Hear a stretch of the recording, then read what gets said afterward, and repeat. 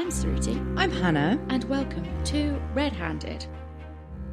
Pregnant pause. Pregnant pause. Pregnant with nothing, because we have nothing to say other than happy February, you made it. You did.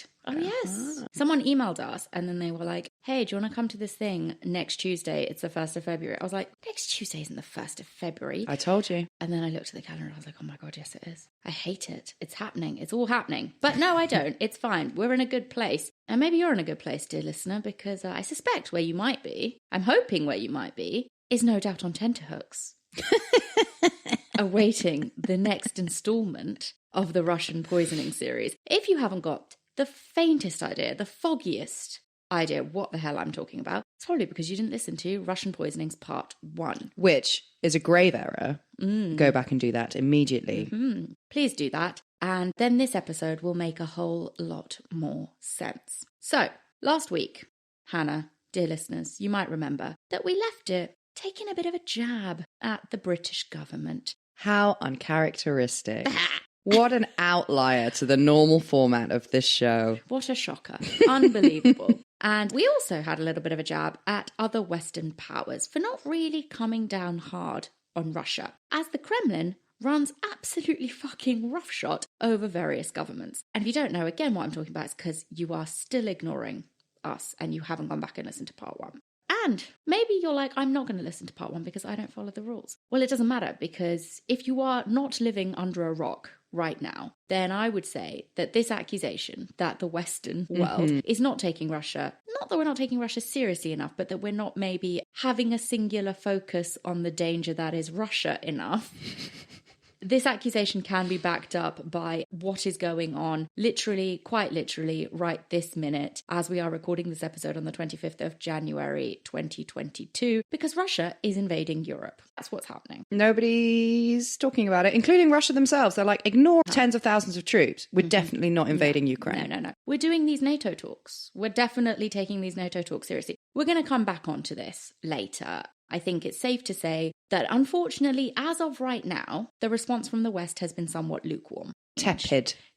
Things might change by the time you're listening to this. We are going to deal with that later in this episode, so bear with us. We are coming to you from the past. But I think it's safe to say, like we mentioned at the end of last week's episode, our dependence on Russian energy and the West's quite legitimate fear of Russia's unpredictability and what they might do, given what they are already doing. And what they've done in the past. They cut off the gas. They've done that before. And everything that they have been doing. And if you go back and listen to last week's episode, the 14 people that we know about that they've definitely assassinated on British soil, then I think we have well and truly painted ourselves into a tiny little corner in the shape of Russian fear. Now, I do understand that there are, of course, difficulties in responding to what is currently going on in Ukraine, and we will talk more about this later in the episode. But I think the key point is, if you were in any doubt as to how far Russia will go, the situation in Ukraine right now will tell you just about everything you need to know. And it's very far. It's very, very far. And another incident that will tell you just how far Russia will go is the story that we're going to be talking about today, because it is, of course, you've read the copy, the poisoning of Sergei and Yulia Skripal in 2018, right here, again, in jolly old England. They just love it. They're fucking mad for it. And it's also, similarly to Litvinenko, the way it was covered in the press. Like, I remember watching the footage of the crime scene being hosed down by people in hazmat suits. Like, I remember watching that. And I remember everyone being really confused. And then it just vanished. Nothing really happened, exactly like with Litvinenko. They were like, no, definitely poisoned, but never mind. Yeah. Also, just in case went over anybody's head, it happened in 2018. Yeah. That is a mere, I can't even say 4 years ago. We've just started 2022. It was like 3 years ago. Yeah. This is crazy. So let's get into it, because this is a really, really important case that is worth mentioning. The reason we had to make this a two-parter, we couldn't just talk about Alexander Litvinenko, was because the Skripal case that took place in 2018 was, I think, in many ways, a sort of turning point. Insofar as the West's reaction to Russian foreign aggression. Because after all of the other assassinations on British soil that had taken place by this point, it was apparently only now that the British government finally realised that things were getting a tiny bit out of control. Just a smidge. This is like when they acknowledge Russia's not being great. Yeah. Russia isn't playing nicely with the other children. Russia does not play well. And this is when Britain, apparently it became bright, obvious. could try harder. On the 4th of March 2018 at around 3 p.m, a call came in to emergency services in Salisbury. Americans, if I hear you say Salisbury, I'll Novichok you. Salisbury is a small cathedral city in England because that's how we calculate cities. If they've got a cathedral, it's a city. If they don't, it's a town. Nothing else matters. I think it's changed now, only because Salisbury, I looked up the population of Salisbury and I didn't write it down, so I can't remember. And if I start Googling it, you're just going to hear typing noises all over the place. So let's just move on. But it was literally only like a tiny bit bigger than the town I grew up in, which I would not say is a big town. And apparently, and in the document, I was going to say I've never been to Salisbury. Of course I've been to Salisbury. We went to Salisbury, didn't we? We went to Wells. We went to Wells, but we went to Stonehenge, which is kind of... And we did a wee. And we did do a wee. For more on that, come listen to Under the Duvet. We did a public Patreon. wee. It was desperate. Not on Stonehenge. Not on step. We did a wee with a view of Stonehenge. We did. And lots of cars saw us. The less said about that, the better. And in some of the documentaries on this case, people will be like, Salisbury's so small, we call it Smallsbury. Oh, I know. And I was like, oh, you cute druid. But yeah, it's small. It's not big, but that's why I think it's classed as a cathedral city. Yes. But anyway, you don't care, listeners. Salisbury or Smallsbury, depending on your persuasion, is a small cathedral city in England. They have druids, a fuck-off cathedral, and Stonehenge is a mere 9 miles down the road. That's quite a good set of things to have, I'd say. You know what it is? If you want to get those old people on coach holidays through your doors, then you're ticking those boxes. Or a couple of like vaguely curious podcasters that are like, let's go see Stonehenge. Oh my God, that's the queue? No, let's just wee here and look at it. Let's do a drive-by of Stonehenge, which you can actually see the drive-by photo of Stonehenge on my personal Instagram. And my favourite thing about that is not only that I took it through the driver's side window while I wasn't driving, but also that you can see traffic cones in shot. It's perfect. It's so British. I love it. It really is. So let's leave Stonehenge where it is because moving it is illegal. And let's get to the 999 call that happened on the 4th of March 2018 at about 3 p.m. The call that day was to report 2 people acting oddly in the city centre. Apparently, the pair had walked out of a Zizi pizza restaurant. Terrible choice. And again, more destruction of the British high street food restaurants. Oh, yes. Last week it was Itsu, this week it's Zizi. Next week it'll be Pizza Express. They're just, well, we in already Woking. know. And if you don't know what we're talking about, go look up all of the lies told by sweaty nonce Prince Andrew. But no, the Russians have really got it out for the high street casual eateries of Britain, it would seem. Yeah, I suppose so. Maybe they've had meetings with Andrew. All the Russians love it. The Russians being assassinated love them, and the Russians doing the assassinating hate them. Interesting. Maybe we've uncovered something. So these pair walked out of Zizi's and they wandered into the street, looking completely disorientated, and then they collapsed. When paramedics arrived, they found a man passed out on a park bench. He was completely rigid and totally covered in vomit. And there was a younger woman on the floor next to him. She was convulsing and still being violently sick. Even though everyone assumed that it must have been some sort of drug overdose situation, which is probably what you would assume if you saw someone convulsing in broad daylight and vomiting. But within hours, both of them were on life support, having slipped into comas. Doctors were baffled. If it was a drug overdose, neither of the patients were responding to any of the usual treatments. You would be scared, though, if you were the manager of that ZZ's. Oh, yeah. Be like, uh-oh. Uh-oh. I can't even remember the last time I went to a ZZ's. Are they the ones that do that, like, hey, we've got a new low-calorie pizza, and you go in and it's just they've cut out the middle bit and put a salad in it?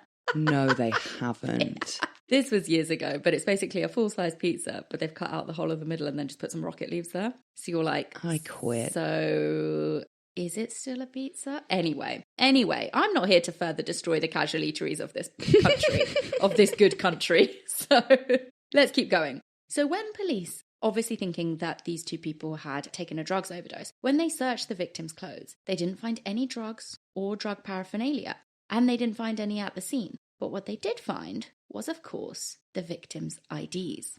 The man was 66-year-old Sergei Skripal, and the woman was Yulia Skripal, his 33-year-old daughter. One of the officers with Wiltshire Police apparently decided to Google Sergei's name and quickly discovered that the man now laying in ICU was a former Russian spy. Is that information freely available on Google?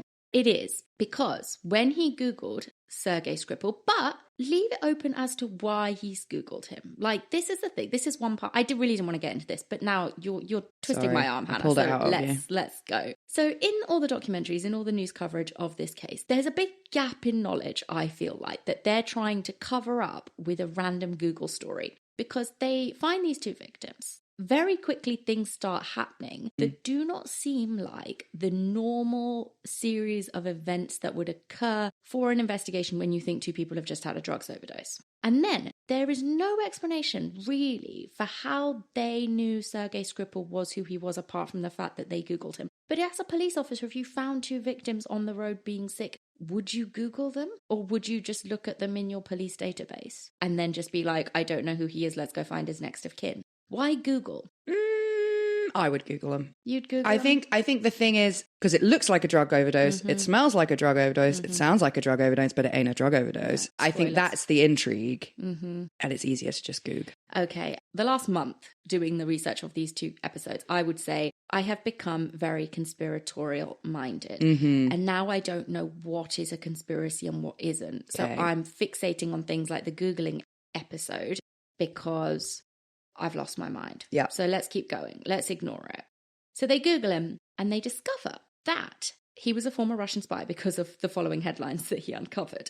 Because Sergei Skripal had been in Russia's GRU, which is also pronounced GRU, but I prefer saying GRU, so I'm going to say that. Now, I know it's confusing to keep moving between the KGB, the FSB, and now the GRU, but essentially, let's just keep it really, really simple. The GRU is basically the military intelligence service in Russia, okay? And it is probably the most secretive, most obscure, and the most effective, and also the most dangerous of spy agencies in Russia and therefore probably the world. So Skripal had been a part of this unit and eventually had become a double agent when he was approached by MI6. We don't know when this happened, how it happened really, but he becomes a double agent. And there are a lot of accusations that he does this purely for the money. But I'd be like, I don't really want to get fucking murdered by the GRU. How much money is MI6 giving him? I don't know. But he does do it. And he's not very good at it because he quite quickly gets found out by the Russians. And he's branded a traitor,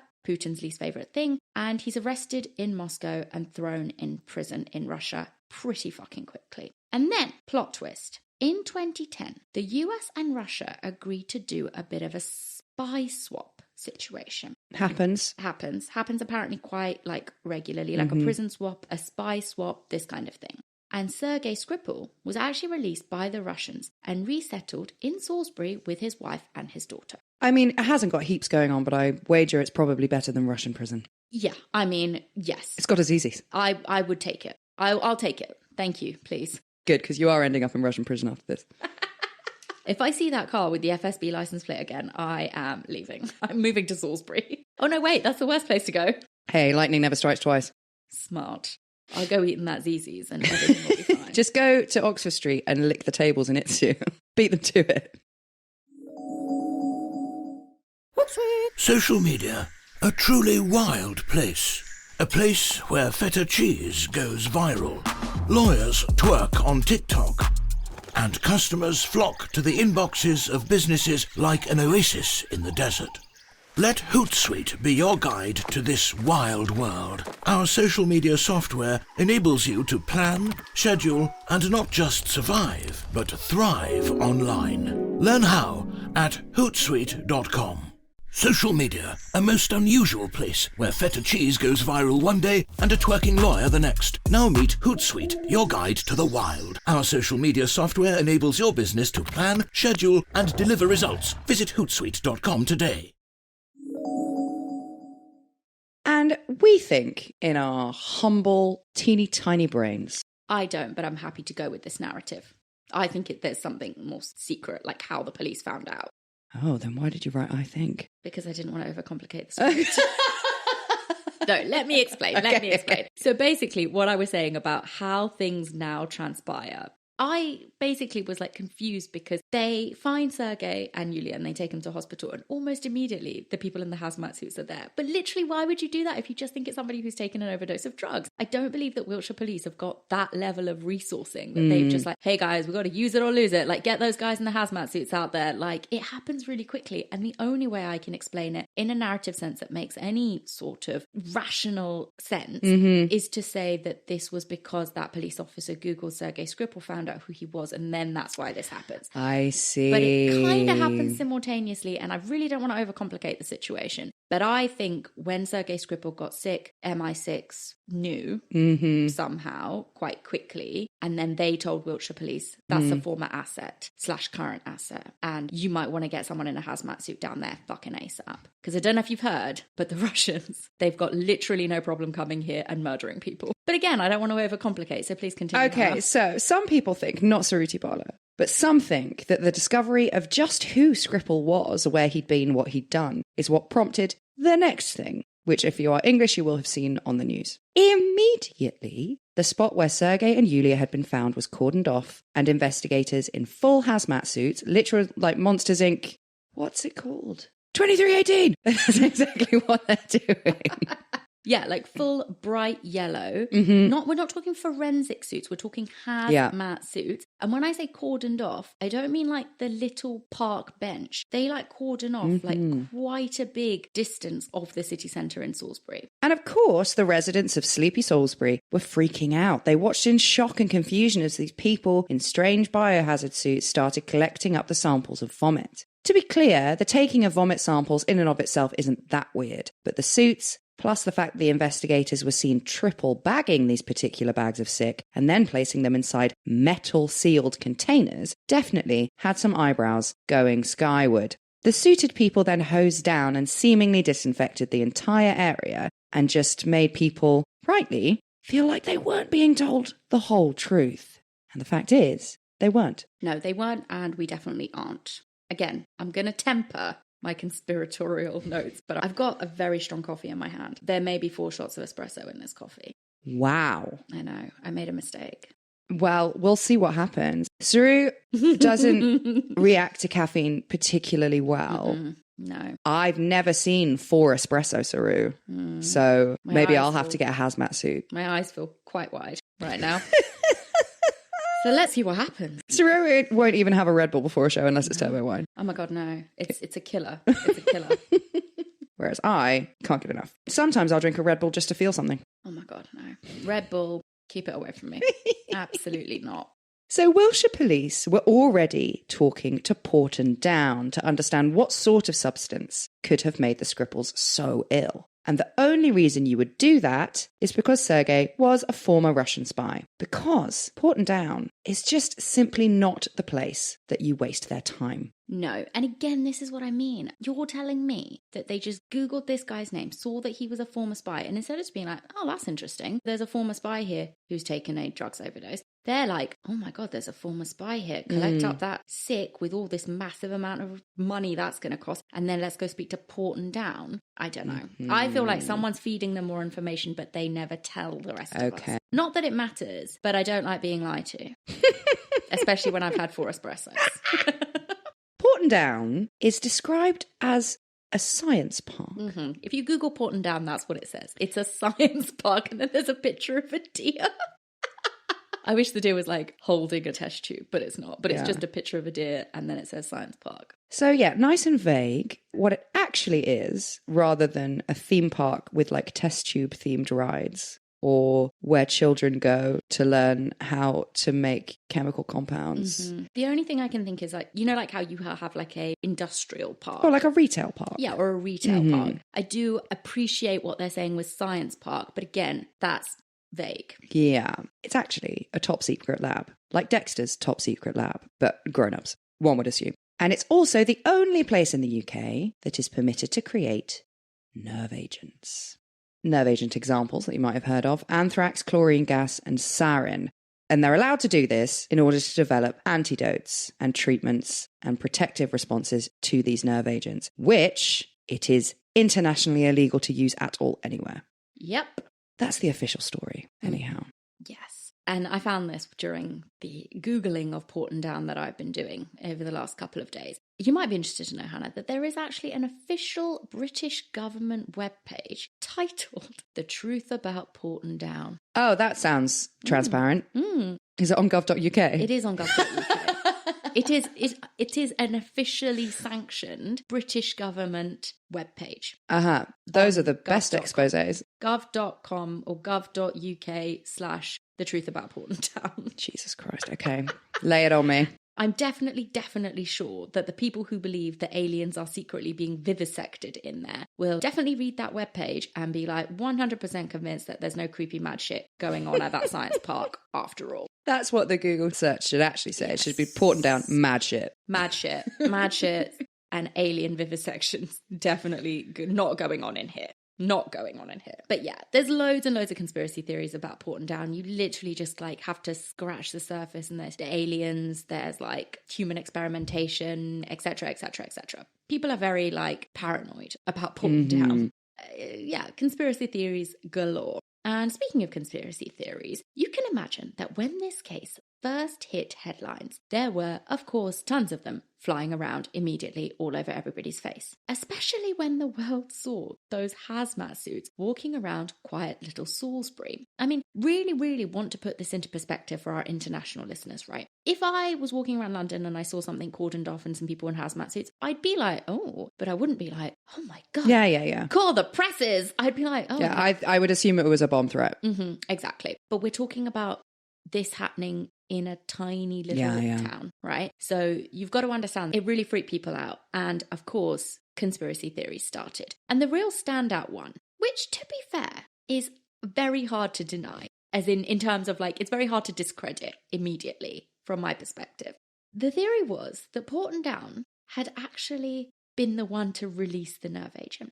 Hear me out. So Porton Down is the only lab in the UK that is allowed to play about with nerve agents. Yeah. Porton Down is coincidentally based just a few short miles outside of Salisbury. Yeah, like we're talking under 10 miles outside of Salisbury. Bit of a Wuhan situation. It is a bit of a Wuhan situation, except that definitely came from that lab. And so yeah, it's hard not to see why so many people started to suspect that Porton Down may have been more involved than they were leading people to believe. But we'll get back to this later, so pin here for now. Let's get back to the day that Sergei and Yulia were rushed to hospital. That evening, a team of Wiltshire police officers led by DS Nick Bailey headed to a house on Christie Miller Road. It was a quiet suburban cul-de-sac and home to Sergei Skripal. They went inside and had a look, but when nothing seemed out of the ordinary, they locked up and left. Later that night, DS Bailey started to feel not so great. He was hot and sweaty, suddenly exhausted, and his pupils were like pinpricks. Nick just put it down to being tired and stressed and went home to get some sleep. But the next day, he was only getting worse, and within 48 hours, his fever had skyrocketed. He described it as if he was standing with his face in a fire. He could also barely walk, his eyesight was going, and he was increasingly confused. So his family rushed Nick to hospital. The case was starting to snowball. So Scotland Yard's counter-terrorism unit took over. And given the profile of the first and most likely intended victim, Sergei, it was at this point already being investigated as an assassination attempt by an aggressive foreign state. So blood samples from Yulia and Sergei were taken and run at Porton Down. And when the results came in, it was beyond what anyone could have imagined. And I know after all the cases that we covered last week, you're probably thinking, how could anyone be surprised by anything found in the system of a former Russian spy living in the UK? But hold on to your hats. The substance that was used to poison Sergei and Yulia Skripal was a military-grade nerve agent, a chemical weapon of mass destruction. Novichok. It was unbelievable. It was the first time that a chemical weapon like a nerve agent had been used in Western Europe since World War II. So what is Novichok? It's actually a term for a group of particularly deadly nerve agents. Novichoks disrupt the body's nervous system and prevent the breakdown of the neurotransmitter acetylcholine. And as this neurotransmitter builds up in the victim's body, because they can't break it down because the Novichok is stopping that happening, it leads to convulsions, blindness, vomiting, paralysis, and respiratory arrest. And unlike polonium-210 that we covered in last week's episode, Novichok is absorbed through the skin. And I think that is one of the biggest and most deadly differentiators here. Novichok is actually one of the most deadly nerve agents out there. So it's not even just the fact that they used a chemical weapon. They used the worst that is out there. And it passes through the skin. There is nothing you can do to protect against that apart from being in a full fucking hazmat suit. And unlike other horrendous chemical weapons that are just as illegal, like sarin, which is much more volatile and disperses relatively quickly, Novichoks are highly persistent and hang around for a very, very long time. And in the BBC Panorama documentary on the Salisbury poisonings, they describe it like an oil. I've also seen it described as like baby oil. Mm-hmm. Like the two women who were like forced to assassinate King John Nam, they were told to practice with baby oil and they didn't notice the difference. Yeah. So because it's viscous, I suppose, it sinks into any porous surface that it comes into contact with, making it incredibly hard to remove. And it also is spread by touch. And just for added bonus, fun times, it's impossible to detect. Yep. It's almost like it was made to murder as many people as it possibly could. Oh, wait, that's exactly what it was. So all of these things are potentially catastrophic for the UK if you think about it. They don't know where it is, they don't know how far it's gone, and they don't know how many people have touched it. And they also had no idea how the Novichok had been administered. It could be literally anywhere. And that put an untold number of people in grave danger. Investigators were now going to have to retrace the Skripals every step to find the source of the poisoning. And they were taking no chances. 18 police cars, 9 ambulances, and 37 other vehicles were all destroyed because they had been exposed to the Novichok. Like, isn't that mad? Yeah. You see it in the documentary. They're just like piling these ambulances and police cars onto what looks like, you know, when you're on the motorway and you see those big things that are holding millions of cars on, like one of those, and they're just like either destroying them and incinerating them or burying them under the ground. Wow. And they're just like, we can't take any risk because we cannot guarantee, no matter how well we clean it, that we'll get all the Novichok out. And it's so scary. And also, 1,000 troops from the British Army were also deployed into the city of Salisbury in camo and full hazmat suits to carry out wide-scale decontamination across the entire city centre, and also like the hospital that the Skripals had been taken into, the police station, anywhere that the Novichok could have gone. Like, imagine the panic if you live in Salisbury and you are seeing the army just entering your town dressed in full hazmat suits when they haven't given you one. Just FYI. And of course, like, I know it's the cost of what would happen if more people were to die that's the most important thing. But I do think it's worth mentioning that this whole thing of like all of the ambulances, all of the cars that we had to destroy, everything, plus the full-scale decontamination that the army had to come do, this cost the taxpayer fucking millions of pounds. And it freaked everybody out. Like, I can't even imagine what it would have been like to live through that, not knowing what was going on. And the people of Salisbury were right to be scared because this attack could easily have led to mass casualties. I can completely see why this just would be so upsetting and scary, because the water that had been used to hose off the bench where the Skripals had been found had run off and then run into the River Avon. I assume the river must run through the city centre at some point. So it runs into the River Avon, and within days, people were reporting seeing ducks and swans in the surrounding areas dropping dead. Yeah, that's some 28 days later shit. Like, you did that, it's going to be scary for some people. I'm fucking out of there. So on the 12th of March, Theresa May, our then Prime Minister, confirmed in the House of Commons that the substance used in the Salisbury attack was indeed a Novichok and that it had come from Russia. The filthy cat was out of the bag.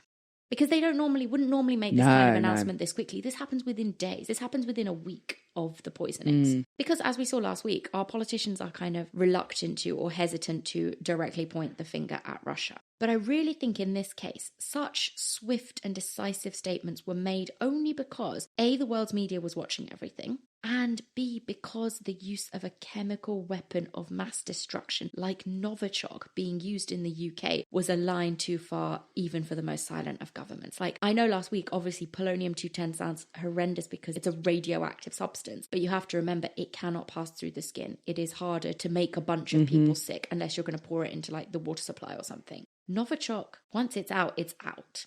And also, if the name hadn't given it away already, Novichok is a Russian nerve agent. So it was clear that this was an attempted assassination carried out by Russian intelligence and sanctioned by Putin himself. Social media, a truly wild place. A place where feta cheese goes viral. Lawyers twerk on TikTok. And customers flock to the inboxes of businesses like an oasis in the desert. Let Hootsuite be your guide to this wild world. Our social media software enables you to plan, schedule, and not just survive, but thrive online. Learn how at Hootsuite.com. Social media, a most unusual place where feta cheese goes viral one day and a twerking lawyer the next. Now meet Hootsuite, your guide to the wild. Our social media software enables your business to plan, schedule, and deliver results. Visit Hootsuite.com today. Putin keeps such a tight grip on his government that it was unfathomable to think that this was the work of a disgruntled agent gone rogue. Nothing of this magnitude would dare to be carried out without Putin's express knowledge. Yeah, you cannot imagine that anybody who works in the Russian government or works in Russian intelligence would go and attack somebody who was living under the protection of MI6 in Britain without Putin's express knowledge, because that could be an act of war. There's no way anyone would do that. But in classic Kremlin style, Putin denied it all, saying that it was too much of a coincidence that Porton Down, a lab that deals in chemical weapons research, was based so close to where the Skripals had fallen ill. It's almost like they picked the chemical they were going to use based on what was in the area. Maybe. And it wasn't just that passing comment. No. This signalled the start of a mammoth Russian disinformation campaign. And utilising a typical Russian tactic, the following day, articles on the Salisbury Journal's website were absolutely bombarded with a flood of Russian comments, all focused on the Porton Down lab leak conspiracy. And people believed it.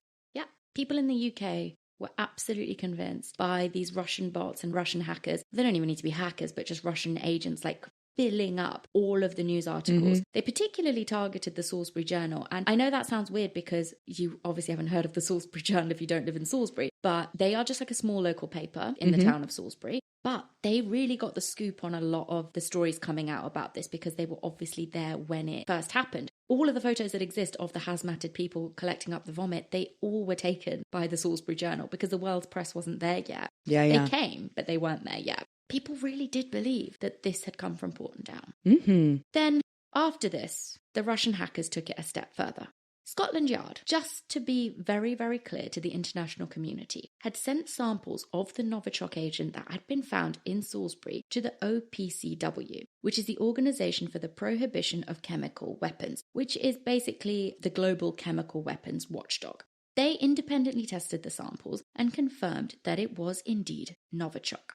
In reply, a Russian hacking team flew to The Hague, where the OPCW is based, and were actually physically caught, sat in a car outside the OPCW's building, trying to hack the watchdog systems. Presumably, I assume they were doing this to try and change the results from Novichok to a Western nerve agent to back up a baseless claim that the Kremlin was regularly making. Just to be clear, Novichok was created by the Russians and they are almost exclusively the only people that use it. So they were like, the UK is lying, it wasn't a Novichok, it's a British or a Western nerve agent. And when the OPCW confirms, no, it's a Novichok, then the whole international community is like, that's what we needed to hear. Because sure, Porton Down testing it, but everybody's also accusing Porton Down of having done it. So when the OPCW said it, they were like, right, we'll just hack it and change it or whatever. And after this, the British government, for once, didn't drag their heels. On the 14th of March 2016, 23 Russian diplomats were expelled for unlawful use of force by the Russian state against the UK. Then, in a show of Putin rage-inducing unity, less than 2 weeks later, Britain's allies expelled another 153 Russian diplomats from 27 countries. We be small, but we have big allies. And that is how we have remained a major player on the world stage for a long time. So Britain's allies kick out these Russian nationals, accusing them of spying. It was the largest collective expulsion of Russian officials in history. And I don't think Russia were expecting it at all.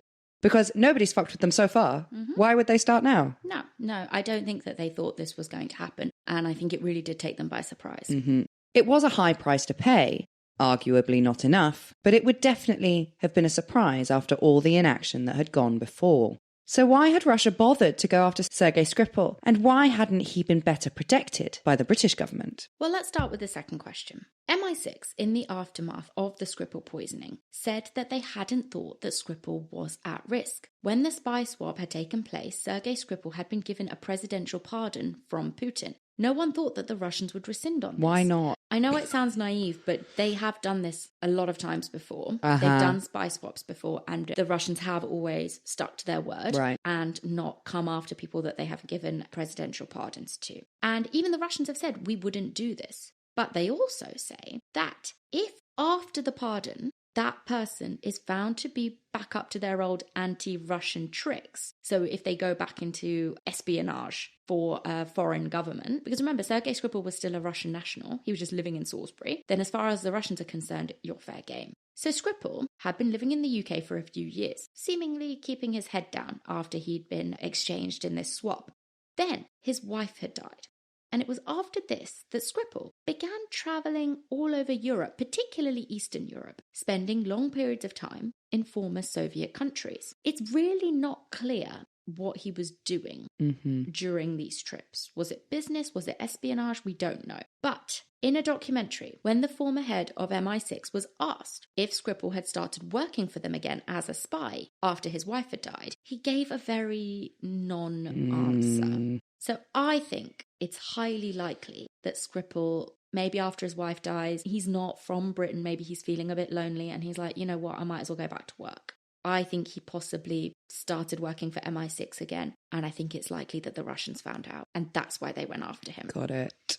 And as the political gears were grinding between the West and Russia, investigators were still on the hunt for the source of the Salisbury poisoning. And 2 weeks after the incident, they finally found it.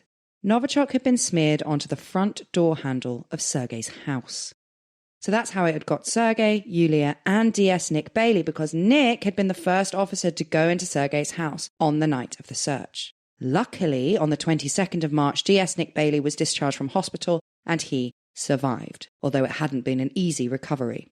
And because Nick had gone home after being contaminated, his family house, their cars, and all of the Baileys' belongings, including their kids' toys, photo albums, and personal effects, were all destroyed. I know that this is so much bigger than that, but that did make me feel really sad. Yeah, it's a life. It's a life that you've built, just gone. And that's what you listen to Nick Bailey talking in any of these documentaries. We'll leave links below. And you can tell he is seriously not okay, like after what happened to him. I think people just think, oh, he survived, he's fine now. His entire life was really kind of wrecked by this. And his wife and his kids, who didn't ask for any of this, all he did was go home because he was ill. And then their entire house was destroyed. Yeah. And they lost everything. It's rough. It's rough. A couple of weeks later, on the 10th of April, Yulia was also discharged, followed a month later by Sergei.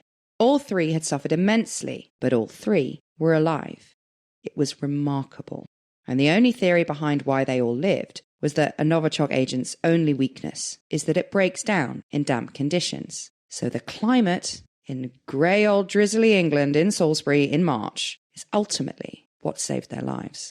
I'll never complain again. Mm-hmm. I'm lying, of course I will. I'll forget about this in 2 hours and then I'll be right back on my bullshit. But just because no one had died yet, this incident could not just be ignored. And once again, like last week's story, it was a highly precarious and complex case for British officials. The geopolitical implications, the legal red tape, and of course the massive fear that more of the Novichok was still out there on the streets of the UK made it incredibly volatile. And I know this is jumping back a bit, but when the three of them were still in hospital, Nick actually is conscious the entire time. It's only Yulia and Sergei who are unconscious and in comas. But the doctors caring for them were like, we were fucking terrified because A, we'd no experience in dealing with a chemical weapon attack. So we were having to figure it out as we went. But we also knew if any of them died, it could start a war. So the amount of pressure we felt to make sure they did not die, their doctors were like, we've never felt anything like it. This case, it's kind of like the Novichok. Everyone who came in contact with this was like poisoned in some way. Yeah. So a lot of fear, a lot of stress because we just don't know what's going on with the Novichok. We don't know what's going to happen. There still has to be an investigation. This has to be taken seriously. So the investigators from the Scotland Yard counter-terrorism team had to find and track the exact movements of the would-be assassins. And they caught their first break when they painstakingly sat through thousands and thousands of hours of CCTV. I read somewhere that Wiltshire Police, in conjunction with the Met, in conjunction with Scotland Yard, sat through 11,000 hours of CCTV. Oh my God. Like, that's a job you're getting put on if you fucked up. That's a punishment job. Absolutely. And you again see how seriously this had to be taken. So on the CCTV, they spotted 2 men at Salisbury train station on the day of the attack, who on the 2nd of March, so just a couple of days before, had arrived in the UK from Russia under the names Alexander Petrov and Ruslan Bosharov. An investigation by Bellingcat, and just in case you don't know who they are an investigative journalism website, quickly, however, revealed that these weren't their real names at all. Their real names were actually Anatoly Chapaiga and Alexander Mishkin. Both were former Russian military, and both were former Russian military, now turned GRU. Bellingcat were also nominated at the Podcast Awards last year. They do excellent work. Must be nice. We won the listener's Oh, I know choice. what we won. We won the listener's choice. When the hotel rooms these 2 men had stayed in were tested, bingity bango, trace amounts of Novichok were found. And these men could be seen arriving at Salisbury at the train station at 11:48 a.m. They headed straight to Sergei Skripal's house before heading back to London and then boarding a plane just 5 hours later. It's almost as if they had a job to do. And this timeline is particularly interesting when you know that both men went on Russian state television after the British named them as suspects and claimed that they had been in Salisbury as tourists. For 2 hours. Yeah. Enjoying a 2-hour day out in Salisbury, historic cathedral city, where they went to a residential road and then gave Stonehenge a miss and didn't even have a look at the cathedral. Nope. Just going to look at Christie Miller Road and then we're going to head back to Heathrow and get on that flight back to Moscow. Fine. Believable. Yep. And that Novichok in my hotel room, how did that get there? Maybe someone's trying to assassinate me. What's also really grim about this 2-hour timeline that the 2 men were in Salisbury is that given that they must have sprayed the door handle with the Novichok in this window, we know that Sergei and Yulia were inside the house when they did this. I hate that. Because literally, if they just looked out of the window, they'd have seen these 2 guys like out there. And I know neither of them died, but like, how sinister is it to think they were just inside the house and these men were spraying the door handle with a fucking nerve agent? Yep. And we know this because Sergei and Yulia only left the house together to go get lunch at 1:30. And by this point, the 2 men are like, they're done. And hours later, of course, Sergei and Yulia were both in comas. So the evidence seemed clear, and the CPS, just to be clear, by the way, the CPS is not the Child Protective Services, which what other countries CPS. The CPS in the UK is the Crown Prosecution Service. So it's like our district attorneys, but for the whole country. They decide what can go to court and what can't. Yeah, exactly. So the CPS charged Mishkin and Chapaiga in 2018, so that very same year, with travelling to the UK to carry out a nerve agent attack. But fat lot of good that did, because, of course, the 2 men had left that same day. They'd gone back to Heathrow and they were back on a flight in less than 5 hours. And, of course, Russia refused to extradite them. And then, in yet another bold and brazen move, and this honestly is just like the fucking Novichok-covered oily cherry on top of the horrible little cake, because Russia started accusing the UK of holding 2 Russian nationals, being Sergei and Yulia, against their will. Yeah, they start being like, well, where are they? Why don't you show them to us? How do we even know they're still alive? Maybe you poisoned them with that nerve agent from your Porton Down lab. Because Sergei and Yulia, once they leave hospital, they are immediately taken into protective custody. I'm not fucking surprised. Yeah. So the Russians are like, why don't you show them to us? I'm like, oh yeah, you're the ones trying to kill them and you're like, show them to us. The spin is like nothing you've ever seen. But Yulia did happen to make a public statement 81 days after the attack telling the world what had happened to her. Sergei, on the other hand, has never been seen again. Yeah. In that video of Yulia, it's so sad because she's 33 years old, you know, she's not far off my age. She just looks knackered because she's been in fucking hospital for 81 days. And they obviously had to give her a tracheotomy when they were rescuing her because she kept vomiting. And there's this scar just like on her neck. And I'm like, you're never going to be okay again. You're always going to be scared for the rest of your life. Yeah. I know she lived, but it's fucking sad. So, yeah, Yulia a little bit more visible, but Sergei is probably living in those cottages by the sea that MI5 keeps specifically for witness protection people. Nick Bailey retired from law enforcement in 2018 after being deemed not capable of being a police officer due to psychological issues.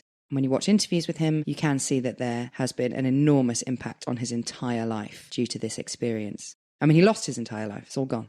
After everyone survived, things did simmer down. The UK once again backed off and Russia went back to being Russia. But the question remained, what had Mishkin and Chapaiga done with the rest of the Novichok? And after months with no sign, the fear dissipated and life in Salisbury went back to normal. That is, until the 30th of June 2018, when another man and woman fell critically ill. Dawn Sturgis and Charlie Rowley, who lived in Amesbury, which is a village about 8 miles outside of Salisbury, had been at home watching the Football World Cup when suddenly something happened.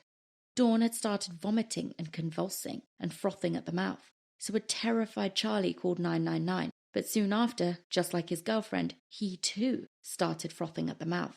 By the time the ambulance arrived, Dawn and Charlie were both unconscious, and as soon as the doctors in Salisbury, because remember it's just a few miles away, heard about this incident, they knew the Novichok was back.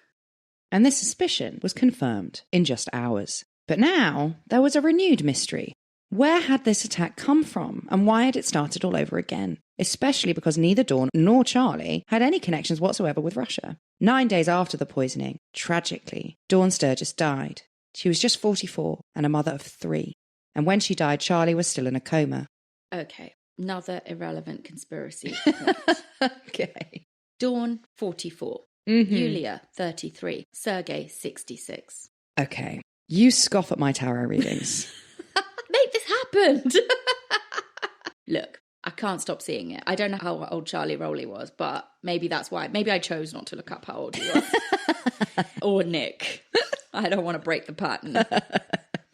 But no, it's fucking grim. It's like Dawn Sturgis, she's got nothing to do with anything. Because I think the point is, with the other cases that we covered, say last week and this week, up until this point, Sergei, Alexander Litvinenko, the other 14 people that we talked about last time, I'm not saying it's okay in any way, shape or form, but they are people who were either journalists, they were people who were associating themselves with Russian dissidents, or they were themselves double agents or speaking out against the Russian state. Yeah. They were people who, to some extent, and again, I'm not justifying what happened to them, you can tell throughout the entire tone of these 2 episodes that we do not think that, but they were people who knew what could happen. Yeah. Apart from Yulia, who again, I would say it was Sergei's choice to do what he did and be a double agent, his daughter gets dragged into it. But Dawn and Charlie are the first 2 people that we've come across over the course of these 2 episodes. And actually the only people that I've come across at all who we think have been victims of Russian espionage attacks, who are wholly innocent of any sort of involvement. And Dawn doesn't just get sick and spend a horrible time in hospital like Yulia did. No, she dies. She dies. And there are now 3 children who don't have a mother because of this. And this part of the story is pretty horrendously tragic. Boyfriend and girlfriend Charlie and Dawn had only just moved in together, and they'd both had a tough life. The flat they were living in was actually Charlie's first ever proper home. Things were finally starting to look up for the couple. Charlie didn't have very much money, so he used to do a bit bin diving so he could sell anything valuable he found. One day, Charlie had found a Nina Ricci perfume box. It was clean, all sealed up in cellophane. So he thought he'd hit the jackpot, and he took it home as a present for Dawn. He gave it to Dawn on the 30th of June. She was delighted. She quickly opened the box and sprayed the scent on her wrists. Oddly, for a perfume bottle, Charlie had to put the thing together like some sort of Kinder egg.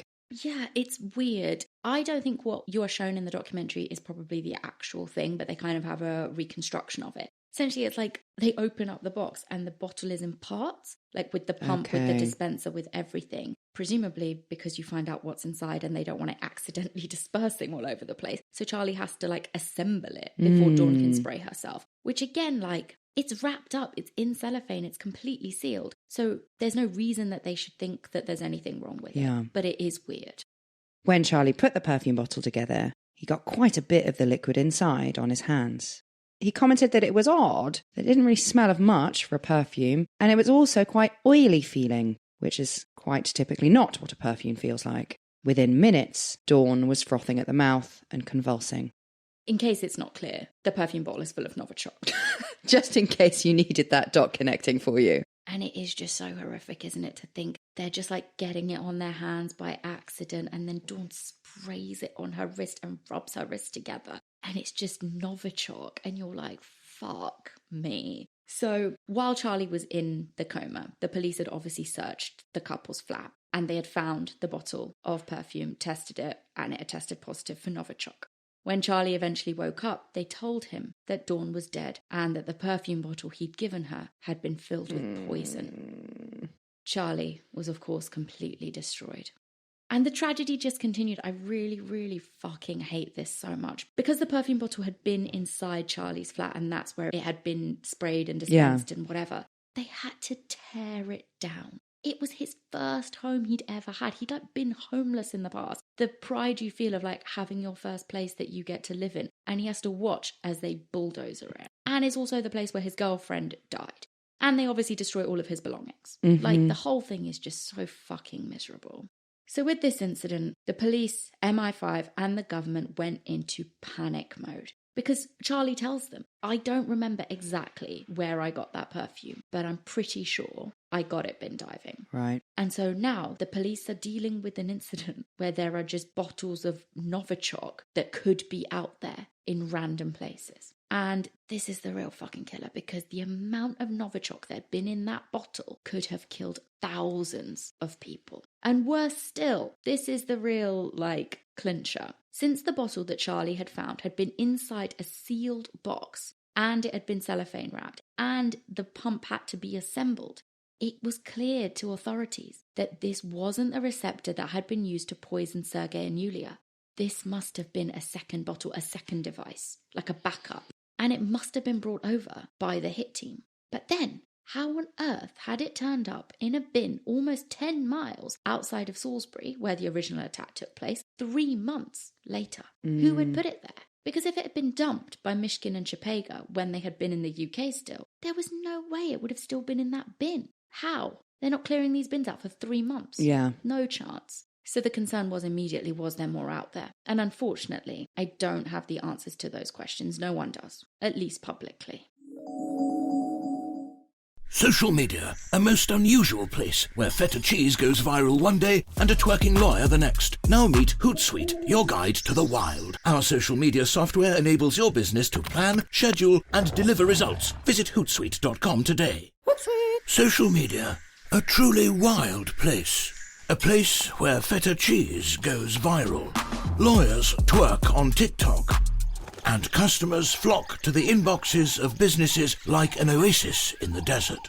Let Hootsuite be your guide to this wild world. Our social media software enables you to plan, schedule, and not just survive, but thrive online. Learn how at Hootsuite.com. In this case, as with all the Russian assassination cases that we could have looked at, we definitely don't know the whole story. 4 years on from the attack, the UK counter-terrorism police say that they still, quote, remain as determined and committed as ever to bring down those responsible to justice. And in September 2021, the inquest into the murder of Dawn Sturgis was upgraded to a full public inquiry. And what that means is that judges will now be allowed to examine more evidence, including highly sensitive material relating to any involvement of the Russian state. And again, what will come of this, except more public acknowledgement that it was Russia and Putin? We're not sure. In September 2021, the CPS also charged a third man, a Russian spy named Denis Sergeev, also known as Sergei Fedotov. Sergeev was an ex-Russian special forces and major general in the GRU and headed up a team tasked with sabotage, subversion, and assassination. Again, Russia refuses to extradite him, but British law enforcement did learn its lesson after Litvinenko, and this time they didn't bother with repeated extradition requests. Instead, they had European arrest warrants issued, as well as Interpol red notices. So, if any of the men try to leave Russia and they are spotted, they will be picked up, and there's not much Putin can do about that. Apart from stopping them leaving, obviously. Apart from not. He can definitely do that. Yeah. And they're probably also not particularly keen to go. No, I wouldn't imagine. And I think that the reason this level of collaboration happened, again, it's this escalation by Russia to the point of now using chemical weapons in Europe. Yeah. I think that really disgusted a lot of NATO members, European Union members, and they were like, right, this needs to be handled now. But we also aren't the only ones after Sergei, because Bulgarian authorities say that he came to their capital, Sofia, in April 2015, where he met with Bulgarian arms dealer Emilian Gebrav, as well as his son, who both shortly after this meeting became violently ill. Again, both did manage to survive, but it's thought that just like with the Skripal case, a toxic substance like Novichok had been smeared on the door handles of the men's car.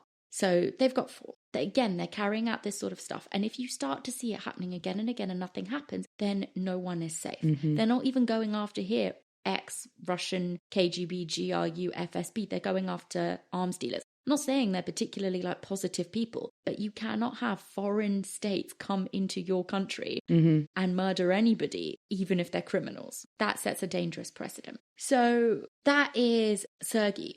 But Chepega and Mishkin have also been up to no good because they've been linked with a blast that tore apart an ammunition storage depot used by the same arms dealers in a forest in the Czech Republic back in 2014. So they're just doing whatever the fuck they want. They're poisoning people, they're blowing up buildings, like they're literally doing whatever they want to do in other countries. So, yeah, how? The mind boggles. But MPs in the UK and politicians in Europe and also in the US are now finally starting to scream that we're not tough enough on Russia. Like, I know this has never been, like, proven to be Russia. But do you remember in 2014 when a Russian ground missile... Yep.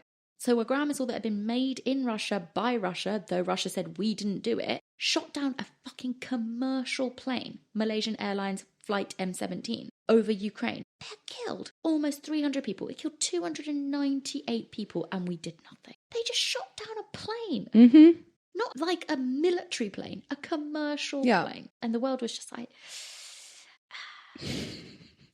But that's why, though, like, that's why they're blowing shit up and killing people, because literally nobody has stood up to them ever. Because, like, World War III has been discussed so many times that it's kind of a joke now, and, like, nobody really takes it seriously. But Russia isn't going to stop. No, Russia is not going to stop. And this is the problem. Look, I don't want to sound too fucking doom and gloom about all this, but I have had 4 espressos. But we are pushing together Russia and China, and also probably the likes of India will join that fold. We are creating a vacuum for them to group together. And once that happens, because I think it will, we're in real fucking trouble. Like, I really don't want to sound like some sort of fucking warmonger. I'm not like, let's go invade China. Yeah. But we need to face up to some really scary realities, because there has been this sort of continuous pattern of Russia waging a sort of soft war, if you even want to call it soft, a war against the West. And if they can just come into Britain and murder people, especially people who were intelligence assets to agencies like MI5 and MI6, it creates a really dangerous situation for us. And we're allowing Putin to act with total impunity and use murder as state policy to prop up his kleptocracy. Like, the confidence that this gives him, can't even imagine. And it's really, really scary stuff. I'm going to save the rest of my thoughts on this for Under the Duvet, because I'm going to really fucking railroad this entire episode if I go into it. And the more we see sort of the rise in the West as well of more isolationist populist governments coming up that are all about nationalism, and they're like, you know, let's leave the European Union, let's like make America great again, let's focus on us, inward looking, the destruction of NATO, which is obviously what Putin wants. The more we isolate ourselves and don't have unity in the West, the more, again, it creates a power vacuum that China and Russia want to fill. And that, again, is also a very dangerous thing. Also, I want to point at something that is also equally pathetic, slightly funny, but still pathetic, still embarrassing for us. So in 2018, obviously, there was the Football World Cup, which took place in Russia. So, you know, they're having a great time. They're poisoning people in the UK. They've got the Football World Cup that year. Everything's going on for Russia. When the poisoning of Sergei Skripal, Dawn Sturgis, Charlie Rowley and Yulia Skripal and Nick Bailey, 5 people that were poisoned in the UK with a nerve agent, happened. In 2018. In 2018, the year that the Football World Cup is happening in Russia, Boris Johnson, our then foreign secretary, said in Parliament this was Putin, and then he says, well, maybe our football team won't go to the Football World Cup in protest. And then I can only imagine the fucking shit show that erupted at the Football Association, where they all collectively lost their minds that Boris Johnson had just said this. And then he was forced, obviously we didn't see any of that, but Boris Johnson is then forced to, then Boris Johnson then backtracks and is like, oh, well, no, we actually won't do that because it's not about punishing the players. And I'm like, it's so weak and embarrassing. And then we went. It's embarrassing. Yeah. I always feel like pulling out of major sporting events, obviously, especially football for this country. And it was Gareth Southgate's 30th. Anyway, it is never going to happen. So don't even bother saying it. Don't say it. The FA would never allow it. And also, can you imagine Boris Johnson, who is a populist politician, do you really think for a second that he had really thought about what this meant? Pulling the England football team out of the World Cup, and you think everyone in this country is going to love you and vote for you ever again? Mm-hmm. You might as well just fucking leave. Yeah. You might as well go back to America, Boris Johnson, because the people of Britain will murder you. Yeah. I will say, England-Croatia in 2018, even though we lost, was one of the best nights of my life. I was standing on a windowsill in my local pub, shoulder to shoulder. We scored in the first 5 minutes. We really thought it was coming home. We always think it's coming home. It was the furthest we'd gone in 25 years. Mate, I'm not here to shit on the English dream. I'm just like, sad times. But anyway, the less said about our continuing football anticlimactic outings, the better. Hey man, could be this year. It could be this year. It could be coming home. It could be. In case you don't know, because you are not British or European or South American, the Football World Cup is, of course, this November, December, which is weird, but fine. It's because it's in Qatar, which is going to be and the stadium has been built by slaves. More on that later. So yeah, it's easy to throw scorn Boris Johnson's way, especially this week. He might have stepped down by the time this comes out. Fingers crossed. It is hard to retaliate against Russia. It's hard to retaliate against someone who is crazy, unpredictable, and has no sense of fear. I think if you just boil it down to like a person to person, it's hard to know how to retaliate against somebody who has no boundaries, right? Yeah.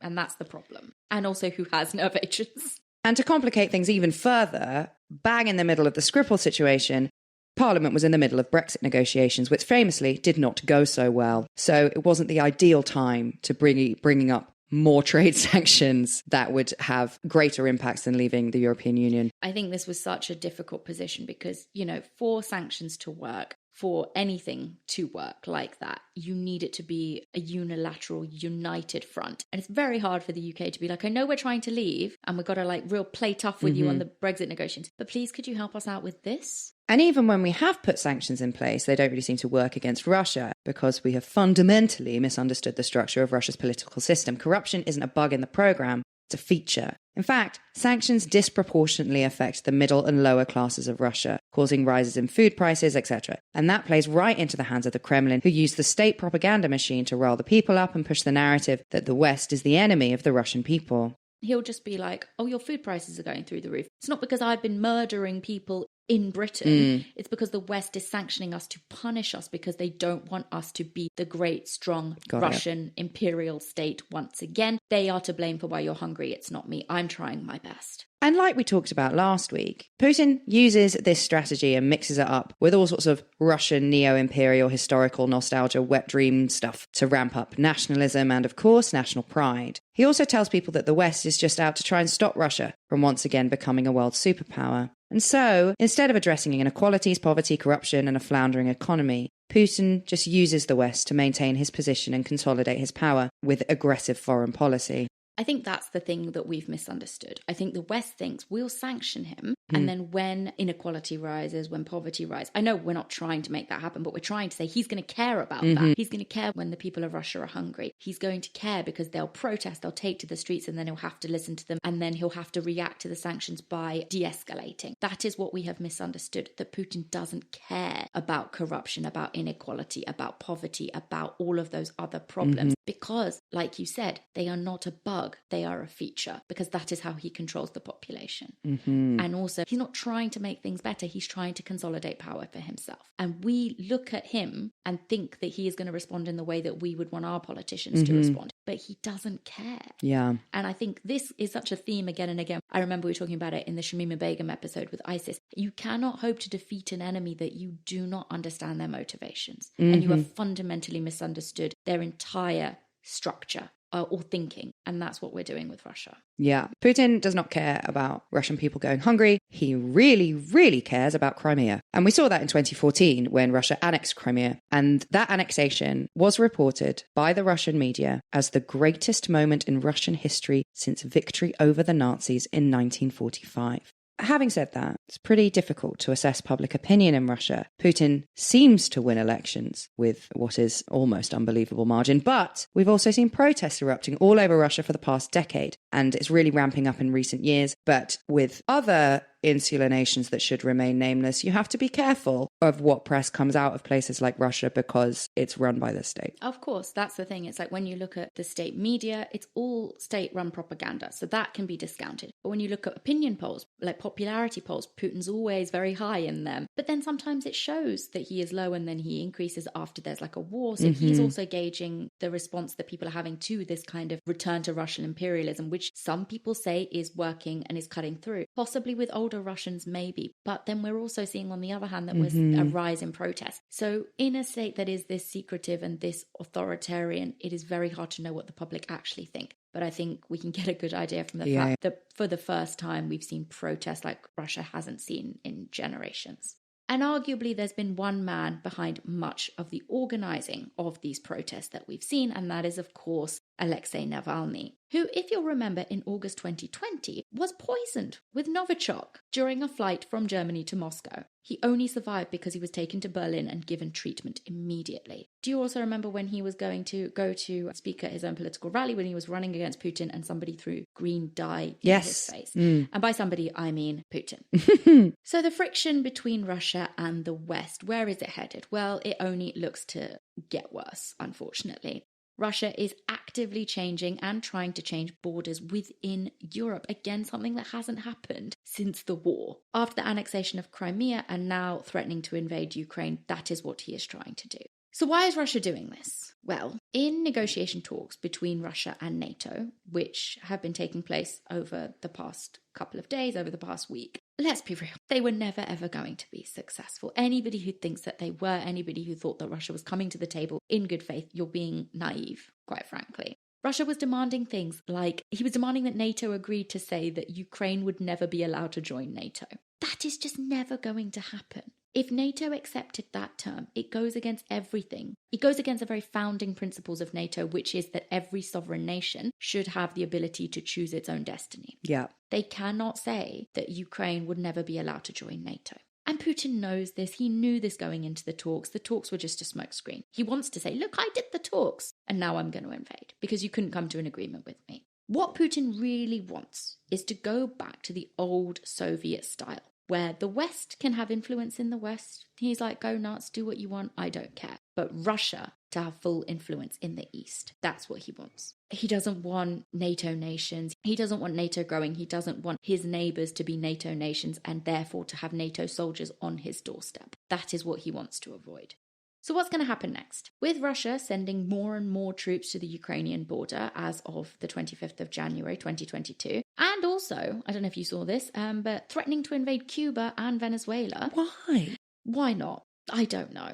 To then ramp it up, I guess, against not just Europe, but against North America as well. Yeah, I suppose. I mean, I was going to say... Cuba is very, militarily advantageous in terms of its positioning. Yes, I forgot that. Yes, the positioning of Cuba, it makes it a very valuable piece of land to have under your belt. Doesn't have a lot of resource, but Venezuela definitely does, I suppose. And also Venezuela's been in political hellhole for years. And this is what Putin does. We saw this when it happened in Kazakhstan, if you remember. As soon as Kazakhstan started to descend into chaos, when the energy prices were going through through the roof. And then it obviously transpired into more than that. People were demanding that the government leave due to all sorts of corruption. Putin immediately is like, well, I can help you because look, government of Kazakhstan, it looks like you're really struggling to get these protesters under control. I will send in the Russian army. And this is what he does. He infiltrates these countries under the guise of providing military support to an authoritarian regime that is under attack by its own people. And what he also does is those false flags and send in the little green men with no military insignia on, all dressed up as Venezuelans or as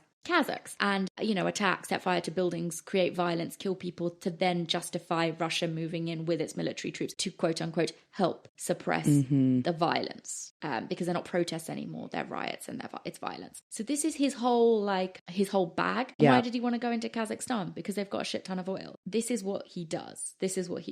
And honestly, all of that we have already seen. We saw him go into Kazakhstan last year. We see what's going with Ukraine. We saw a few years ago the annexation of Crimea. God knows when he will stop. And also we've seen with Ukraine that he's been carrying out cyber attacks against the Ukrainian government. So like government-controlled websites are down. This is the level of brazenness that Putin is willing to carry out. So how do we de-escalate this? I honestly don't know. What I do know, though, is to ignore Russia is not really an option anymore. So again, we've been saying this throughout this episode. By the time you're listening to this, by the time this is out, things in Ukraine may have become much, much worse. It didn't feel like it made much sense to just try keep on top of it in this episode. So what we're going to do is we've given you a very good understanding, hopefully, of what's going on, what's likely to happen. We're never going to be able to stay totally up to date. So what we're going to do instead is give an update on the situation that's going on between Russia and Ukraine and do a bit of a red-handed rundown on why Putin is so obsessed with Ukraine over on Under the Duvet this week. To listen to that, you only need to be a $5 or up patron of Red-Handed. The minute we record something like this, it can become out of date. It's the nature of the career we have chosen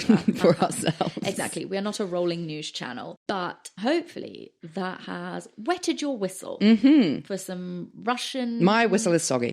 Delightful. For some Russian, I don't even know what the word is, Russian aggression. Awareness. Yes, Russian awareness. Because I suspect it's going to be in the headlines quite a lot this year. Yes, I would think you're right. It's not going to stop. No, it's not. Nor are we, because we'll be back next week with another episode. But that is the end of the Red-Handed Russian Poisonings 2-part series. Hopefully you enjoyed it. Hopefully you've learned a lot. Go check out the book From Russia with Blood. I do think it is a very, very insightful piece of work into all of the assassinations that have taken place. Also check out Alexander Litvinenko's book, Blowing Up Russia, because it's the best attempt there has been to investigate the Moscow bombings and the fact that Putin definitely did it to rise himself to power. And there you go. Hopefully we've opened your eyes, wetted your whistle, given you some enthusiasm for this particular realm of geopolitics. If not, sorry, we'll be back next week for something else. And if you'd like to listen to something else from Red-Handed in the meantime, you can head on over to Spotify, where you can listen to our Spotify original podcast with Parcast. There, it's called Sinister Societies, where Hannah and I talk about different types of cults every week. It's a good time. And how they take your money. Absolutely. Out of your warm, alive hands. Absolutely. With your consent. So check that out. And if you're like, I need something else, I need some more, my whistle is so wet, I need more, then head on over to patreon.com/redhanded, where you can sign up to become a patron for as little as $5 a month and get your hands on loads and loads and loads of extra bonus content. And here are some people who have already done that with their wise brains. Elsa Theunte, MM, Laura Nerschel, Tiffany Said, maybe said, Madison Kingston, Ben Slizak, Kerry Reid, Ashley Lawrence Ball, Jenny Erlenius, Claire Doherty, James M and Alison B, Corinna Jane, Howard Fites Fights, I don't know, Samuel Bell, C.D. Georgina Middleton, L. Wren, Elspeth McIntyre, Emma Hickey, Michaela Schmidt, Angie Vitpil, Tobias Sajid, Sylvia Caldwell, Laura McGuinness, Usha, Stephanie Peters, Amy, Nina Taylor, Alex, Ellie Shearers, maybe. Shearers, let's go with that. Jenna V or Jenna the Fifth, Bridget Waters, Google Amati, Steph Tipton, Alma Garcia, Kwali Dubar, Roisin Butler, Mia Jans van Ransburg, Kataki Schrader, Tess Kinzel, Jacob Willis. I'm sorry, guys. I have so much coffee in my system. Millie Brown, Caitlin, Spooky in SF, Laura Raken Young, Angela Jones, Happy Garaya Conboy, Caitlin Nicole Wilhelm, April Wolf, Shannon, Michaela Trineman, Lisa Margulis, Emily Burnley, Gabby Coles, Kevin Van Bell, Regina Billis, Tina Ellison, Bethany Richardson, Sylvie G, Jenny, Rachel Chatwin, Claire Gilhooly, Laura Adams, Darren Ursera, Annika Hassan? No idea. Can't help you. Jansen, I think. I think that little B is a double S sound. Anyway, Werner Goring, E. Dot, Molly Noel Jones, Madison Poon, Dorothy Call, Victoria McKinney, O. Mateo Salawu, Donine Geiger, Rose Shakan, Katie Alice, Jane Airplane, Steph Inskip, and Lee Fenner. Thank you very much for your support and thank you for listening to the show. Make sure you hop over to Spotify. It helps us out. And we'll see you next week for something else. Bye. Goodbye.